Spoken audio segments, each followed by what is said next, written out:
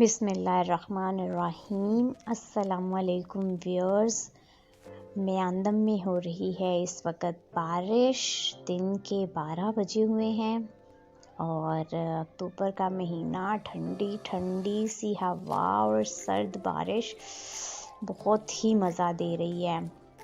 कमाल का मौसम है यहाँ और बहुत नज़ारे और भी ज़्यादा खूबसूरत हो गए हैं। ये देखें किस कदर निखर गई है हर चीज़, हर पत्ता धुल गया है और सारा मंजर साफ शफाफ जो है वो नज़र आ रहा है।